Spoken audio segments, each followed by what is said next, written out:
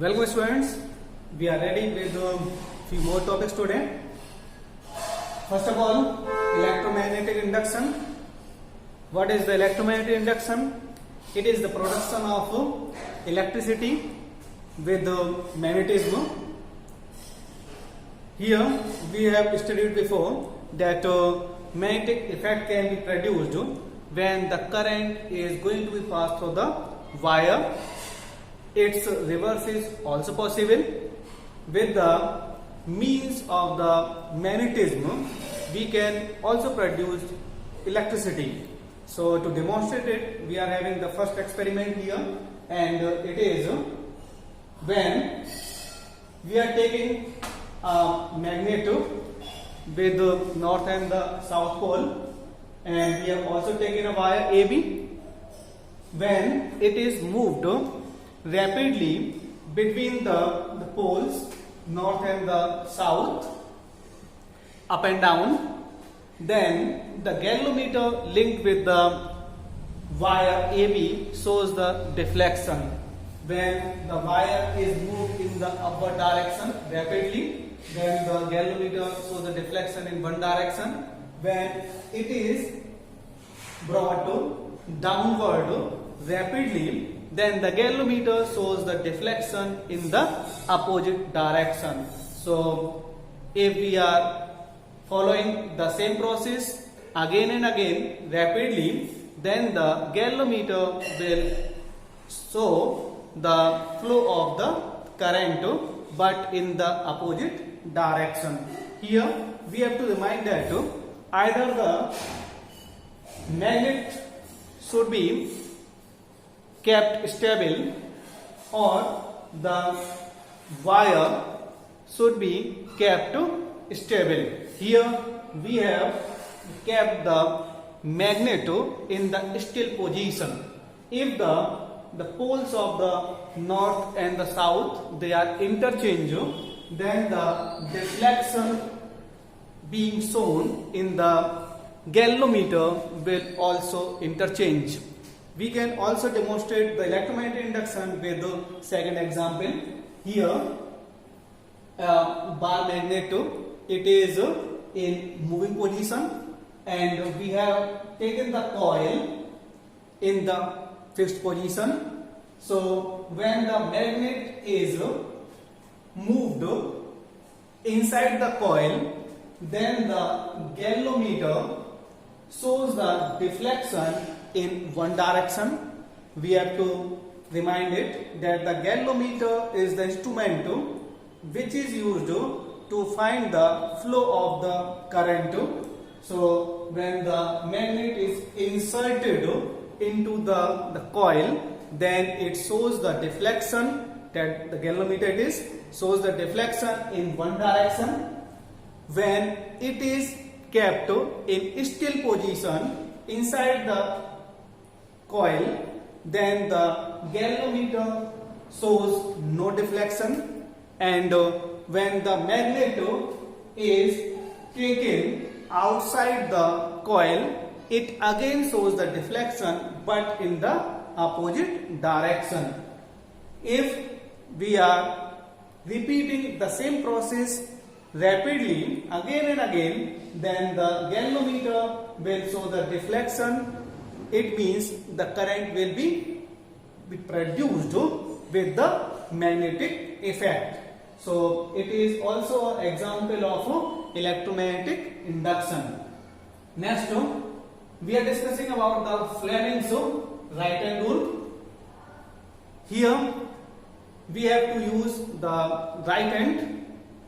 According to Fleming's right hand rule, if our thumb shows the direction of force or the motion, and our forefinger shows the direction of the magnetic field, then our middle finger will show the direction of the induced current. So if we know the other two things, then we can find out to find the direction of the induced current. So using our wrist and using the different direction of the force and the magnet, the direction of the induced current can also be found.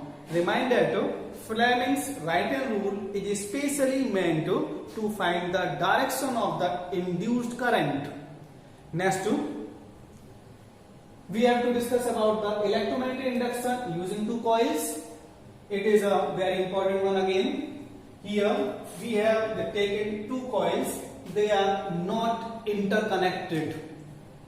Here we have taken coil A and coil B, which are kept near to each other, and when the current is going to be passed through the coil A, then the coil B will be in the influence of the magnetic effect, and the galvanometer will show the deflection when the switch is on of the coil A. But if it is kept open or on for a long time, then the galvanometer will not show any deflection. Again, when the switch is switched off, then the coil B connected galvanometer will show the deflection. So if we repeat the process again and again, that if we are switching on and off rapidly, then the galvanometer will show the deflection very rapidly. So it is for the DC current, but to switch the current again and again rapidly, it is not so much easy.